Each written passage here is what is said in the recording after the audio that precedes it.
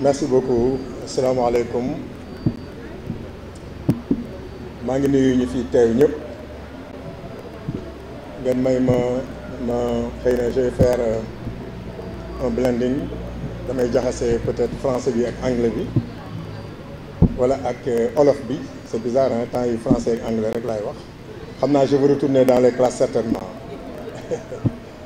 donc du nuyu ñu fi teew ñëpp j'ai commencé par saluer la présence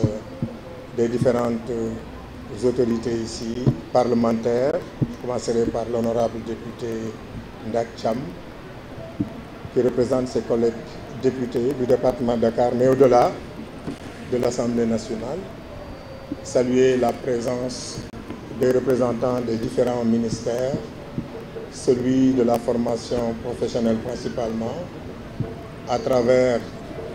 Madame la représentante du directeur de l'ONFP, saluer la présence de mes frères de parti qui ont des responsabilités au niveau de l'État. Je pense à mon frère et ami M. Makhtar Magasuba, directeur général de la SICAP, qui est un voisin direct de Grand Dakar. Je pense à mon frère aussi Demba Dioum, directeur général de l'ANAMO. Je vois aussi Serigne Mor Bousso, donc qui est à l'action sociale. Je vois mon très cher frère Dramé, qui a des responsabilités occultes. On le voit souvent à la télé. Certainement qu'il nous cache quelque chose. Je salue aussi la présence de M. Alioune Badara Sarr, que vous appelez affectueusement ABS. Je tenais à le remercier pour tout ce qu'il fait pour la commune de Grand Dakar. Li naan njaboot moom lu mu tuuti loo ca def nit ñi yëg ko gis nañ li ngay def ci njabootu Pastef bi nga xam ne léegi ci nga bokk. ñu ngi lay remercier aussi di la encourager di nuyu aussi les autorités politiques qui sont là. Dama waroon commencer par le coordonnateur de la commune de Grand Dakar, M. Boubacar Diallo. Mais comme daf ma sant ma jël kaddu ci turam xëy na su ma ko mujjee ci nuyoo yi du wàññi dara. Di nuyu la JPS à travers leur coordonnateur départemental Serigne Mor Bousso ici présent, mais particulièrement le coordonnateur de la commune de Grand Dakar de la JPS Omar Diaw sama nijaay la woon mais léegi dama ko teggi nekkatu ko. Di nuyu waa Mojib Grand Dakar à travers Mame Diarra. Effectivement Mame Diarra mu ngi fàttaliku lu yàgg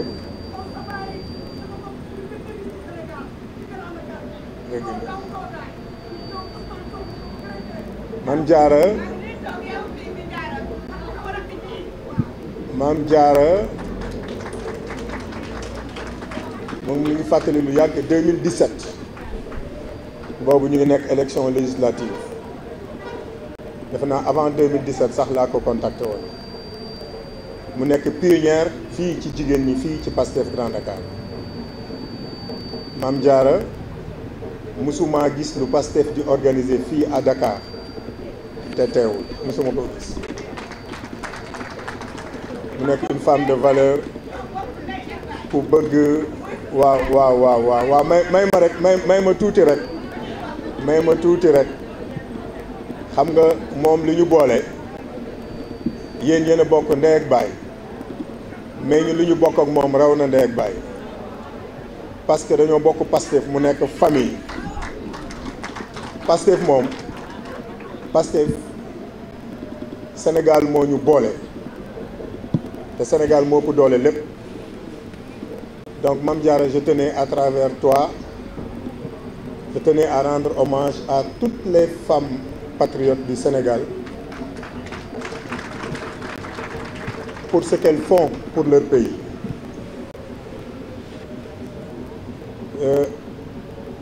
may ma aussi me féliciter le Premier ministre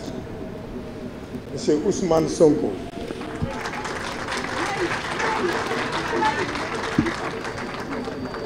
pour la brillante présentation du plan de redressement économique et social bi nga xam ni wane na ko tey ne lañ doon woote muy orientation politique bi nga xam ne moom la ñu bëgg pour Sénégal mooy ñu moom suñu bopp tey le plan que le Premier ministre a présenté wane na ko mais li tax nag mbir mi gën a neex mooy son excellence monsieur le président de la République du Sénégal muy le président Bassirou Diomaye Diakhar Faye, son frère son ami dafa ñëw tey won le Premier ministre Ousmane Sonko que ni lii ngay présenté tey ci sama ndigal tey taxaw naa pour jàppale la ci en tant que Premier ministre ba nga xam ne man maa la nommé taxaw naa pour jàppale la ci pour que plan boobu réussir kon tey pour ñun bis bu rëy la c'est un grand jour et liñ naan il n'y a pas de hasard aujourd'hui le Premier ministre présentait le plan donc de restructuration tey yéen waa Grand Dakar ngeen woote un forum sur les opportunités dans l'entrepreneuriat, ce qui me donne l'occasion d'embrayer sur le sujet. dama bëgg Sénégal et principalement waa PASTEF te teewaay bi tey dafa am lu muy wund xëy na suñuy at yàggul mais gis nañ fii à chaque fois qu'un parti politique arrive au pouvoir amul benn activité bu nit ñi di def chez nous nag à PASTEF on ne fait pas la différence entre être au pouvoir et être dans l'opposition parce que activités yu mel nii on les tenait quand on était dans l'opposition et on continue à les tenir ici pendant que nous sommes au pouvoir ñi koy def moom mooy les acteurs politiques yi nga xam ne ñoom ñoo sanc PASTEF fii et je vois tous les coordonnateurs de PASTEF Dakar ñoom Ibrahima ngi fi ñeneen ak ñeneen ñu ngi fii qui sont là depuis 2018 dara changé wul moo tax li nga xam ne moom mooy suñu identité mooy nekk suñu ADN mooy lii et damay wax souvent nag bu ñu am complexe devant qui que ce soit ce que nous avons réussi à faire ici dans ce pays dama koy wax di ko répéter encore soyons fiers de nous PASTEF parti politique du ko mës a def fii ci Sénégal te PASTEF nag commencé wul en mars 2021 bu ko nit ñi fàtte kër bu taxawee dafa am ñu ko sanc dafa am ñu ko fondement dafa am ñu ko brique dafa am ñu ko teg keneen ku ñëw nag pour teg xeer positivement rek tu es le bienvenu te loolu moom moo am PASTEF et je tiens quand même à vous féliciter et à vous encourager li ñuy waxtaane tey ça va en droite ligne en partie avec ce que le Premier ministre a présenté tout à l'heure. Qu'est-ce que nous devons faire pour accompagner le plan qui a été présenté aujourd'hui? Entre autres lii tey PASTEF Grand Dakar di def ci bokk naka la ñuy def ba bañ a xaar lépp ci état bi ou bien naka la ñuy def ba gunge état bi ba objectif yi nga xam ni fixé na ko mu atteindre ko loolu mënuñu ko def sans pour autant l'implication des populations mais surtout sans pour autant l'implication de la frange la plus importante mais qui est la frange jeune qui fait à peu près 75% de la population. Le coordonnateur Omar Diaw de la JPS Grand Dakar mi wax tout à l'heure que dafa bëgg que la jeunesse souhaiterait que ñu leen di accompagner li ma naan vous enfoncez des portes ouvertes man xëy na war naa ko wax wala war naa ko bañ a wax toute ma vie Depuis 30 ans, je ne fais que ça. Je ne fais qu'aider les jeunes à entreprendre. Je les forme et je les aide à entreprendre. Toute ma vie, je n'ai pas attendu d'être ministre pour le faire.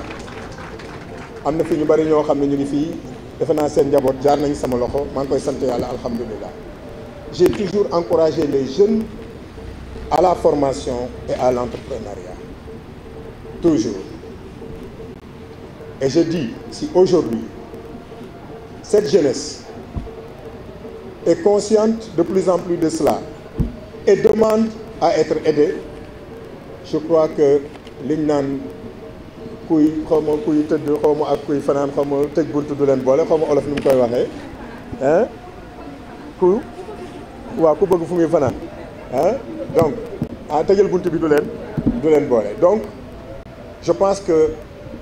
nous sommes tous conscients que on ne peut rien faire si on n'a pas une jeunesse formée et qu'on aide à entreprendre. Mënuñu toog di xaar état mu def lépp. Et il y a énormément de choses à faire dans ce pays. Et nous avons les outils pour vous accompagner. L'ONFP est là. Le 3FPT est là. L'ADPME est là. L'ADER est là. On a assez d'outils qui peuvent aider à financer les jeunes qui veulent entreprendre. Tout à l'heure, je suis avec Soumaya Aïda Mbodj, je suis un forum sur l'entrepreneuriat. Mais si nous sommes ci jógee bu ñu jàppalee xale yi ba ñu former leen ba pare ba ñu organiser wu nga jàppale leen ñu am ay financement mu ne ma fii seen kër la këru sénégalais yëpp la mais jeune bu décider liggéey kese tax la jóg nga cibler projet boo xam ni da nga ci bëgg a liggéey xaalis bañ lay jox da nga ko fay dugal parce que nag il faut que mu leer xaalis bi xaalisu réew mi la te gis ngeen ñi ko yoroon lañ ci doon def mënuñu nag di permettre ay nit financer leen ba pare ñu jël xaalis bi dugal ko feneen loolu je crois que bu ñu demee ba loolu kese des yéen waa Pastef ragal naa ni du ngeen gàcceel seen leader du ngeen gàcceel seen président bi nga xam ni lu ne mu ngi koy def. Donc je tenais à vous rassurer par rapport à ça. Si vous avez les formations, les instruments sont là pour vous aider à apprendre. Vous avez un complexe. Je vais toujours. Université, Barna. Def Bac plus 10, Barna. Mais le programme que nous avons, qui est l'agenda de transformation donc, nationale Vision 2050, a besoin de toutes les compétences. Vous voulez faire un métier. Et j'espère que pendant ce forum-là, vous allez aider les jeunes à avoir une orientation beaucoup plus professionnelle qui mène vers l'entrepreneuriat plutôt qu'une orientation donc intellectuelle. Dès le temps, et au finish, du am ben njariñ pour la jeunesse. Donc je tenais à vous rassurer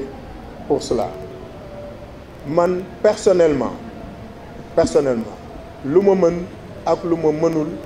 dinaa ko def inchallah pour accompagner les jeunes surtout, mais accompagner les populations de façon générale. Le ministère que j'ai, le ministère du Travail, de l'Emploi, surtout de l'Emploi et des relations avec les institutions, donc njariñam du leneen lu dul fexe en relation avec les autres instruments qui sont disponibles, en relation avec les autres ministères, fexe ba le maximum d'opportunités d'emploi ñu am ko. Mais li ci gën a am njariñ fii mooy l'entrepreneuriat. Bu leen kenn nax. Organisez-vous en sensibilité dans des domaines peut-être différents, avec des projets bien structurés. Su ngeen ko indee dinañ leen jàppale ngeen am lu ngeen def. Et c'est ça le plus important, il n'y a pas autre chose. Bala may tëj ngeen may ma tuuti rek ma wax mes frères et sœurs coordonnateurs du département Dakar qui sont ici ne leen nañu continuer ce genre d'activité. Barki démb on était à la foire tey ñu ngi Grand Dakar peut-être suba ñu ngi HLM wala Médina wala feneen c'est comme ça qu'on anime un parti c'est comme ça qu'on anime un parti te suñu leaders yi soxla nañu loolu. On a réalisé tellement de choses qu'on peut travailler sur des thématiques différentes communes yi porté ko ñu développé ko nit ñi xam ni Sénégal coow lay bari rek mais Sénégal mu ngi dox parce que tey bu ñu demee premier ministre wax na ko bu ñu demee depuis 15 mois ñu compté woon ci ay institutions financières telles que le FMI 15 mois 1 franc joxuñu ko Sénégal et terewul Sénégal mu ngi dox. musu ñoo toog benn weer fayuñu salaire courant coupé wul ndox am na hôpitaux yi ñu ngi fonctionner Sénégal mu ngi dox est-ce que xam ngeen ni muy doxee ñii effort bi ñuy def man maa ci gën a tuuti xëy na ci responsabilité ci état bi mais 2 heures du matin 3 heures du matin laay tëdd sagam man maay tëdd 2 heures du matin 3 heures du matin imaginez ñi nekk ci bopp réew mi ndax sax est-ce que dinañ nelaw loolu moo tax Sénégal di dox actuellement ñun nag dañu war a takku ñun waa PASTEF ak suñuy sympathisants ak toutes les populations yi nga xam ni réew mi jàmm lañ ko yéene dañoo war a takku nekk derrière nos leaders jàppale leen parce que ñun suñu responsabilité ñun ñu gën a mag xëy na elle est importante mais yéen jeunes yi seen responsabilité moo ci ëpp parce que c'est vous l'avenir de demain et que ñun yéen a tax ñuy sonn bu fekkee ne dañuy sonn yéen ngeen toog seen kër yi bëgg leen def dara bëgg leen entreprendre comme lii ngeen di initier nii je pense que li ñu bëgg du sotti wala peut-être yàlla dina teg loxoom mais ni mu war a gaawee du gaawee noonu moo tax ma leen di sensibiliser ci côté boobu tenez-vous prêts le premier ministre l'a dit tey déglu ngeen ko bu baax xeex bi metti woon na trop fi lañ daan toog guddi ak bëccëg di jàmmarloo ak Macky Sall ak régime am parce que dafa am lu ñu doon bañ mais defe naa noyyi grenade lacrymogène moo gën a metti fuuf wax say yëre ne maa ngi dem liggéeyal sama réew defe naa lacrymogène yee gën a salte dëgg loolu dëgg wala lacrymogène yi ba léegi dafa metti ba léegi kon xam ngeen ni fi ñu jógee sori na li ci des nag mooy ñu takk suñuy nit def les sacrifices qu'il faut pour les générations à venir pour que Sénégal dàq ci réew yi nga réewu Afrique te man gëm naa ni dina nekk man gëm naa ni Sénégal incha allahu rabbi balaa mandat bi di jeex ba ñuy am deuxième mandat incha allah Sénégal nañ teg seen bët ne réew mi soppeeku gannaaw yàlla kenn mënu ko tere moo tax ñii di tëb di dal nañu tey Sénégal laa gis ay nit bu ñu xëyee di ñaan guddi ak bëccëg ay nit échoué Sénégal laa ko gis Sénégal laa gis bu tawee sax wis rek gars yi filmé dugal ci réseaux sociaux yi naan ñaw yéen voté loon Pastef Sénégal laa gis loolu waaye bu yoboo ñu noppalu de incha allahu rabbi yàlla miy jox nguur mi li tax mu jox ñu ko xam na ko xam na yéene bi ñu am ci nguur te yéene boobu dañul du fi jugee tant que yéene boobu mu ngi fi incha allahu rabbi ndam rek la ñuy am nañ ñaan yàlla musal ci seytaane rek ba yéene boobu mu bañ a jub ci ñun parce que xeex bi ñu doon xeex metti na trop mais utuñu ci avantage utuñu ci dara ku leen wax ne nguur gi neex na mu ngi leen di nax gis naa fi ñoo xam ne tey bu ñu leen noonu kaa leen ngeen noppalu tuuti dañuy dugg ci ruq fecc parce que liggéey bu metti le responsable liggéey bu metti lañ nekkee waxuma ko pour dara mais man xam naa ci dara sama cabinet les membres de mon cabinet ñu ngi fii ñuy liggéey ak man gis nañ bu baax la ñuy daj guddi ak bëccëg Sénégal kese moo ñu ñor leneen ñoruñu keneen nag ku ñuy yéene leneen lu dul loolu bu yeboo nga xam ne yaa ngi perdre sa temps ñii duñu échoué incha allah parce que duñu leen seetaan ñun ñuy échoué na si ñëpp jàpp dugg leen ci kër yi wax leen ndaw ñi nañu regrouper ñu jàppale leen ñu am lu ñu def ma ni fukki junni yooyu commencé di ko yóbbu sa kër mu lew dong moo gën 1 milliard booy sàcc guddeeg bëccëg di ko yóbbu sa kër. te yàlla bay sa tool soo commencé dara góorgóorlu ci incha allah yàlla dina la jàppale nga am leneen te ñun li ñu mën rek mooy encadrer leen ba ngeen def dara ñun loolu moom moo ñu intéressé leneen intéressé wu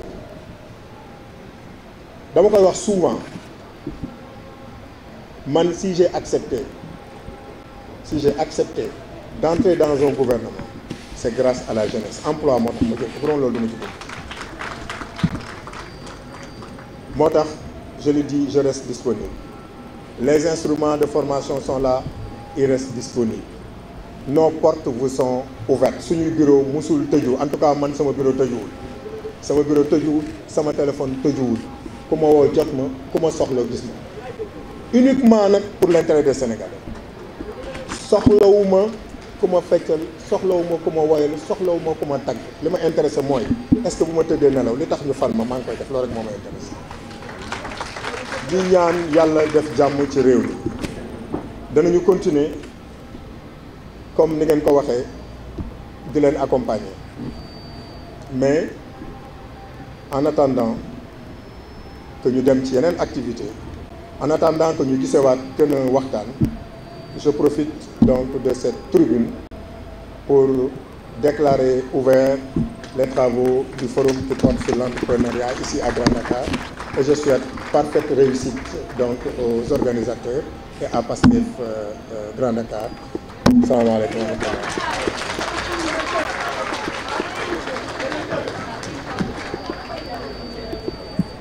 Merci beaucoup monsieur le ministre je pense que ñoo ko déggandoo kàddu yi leer na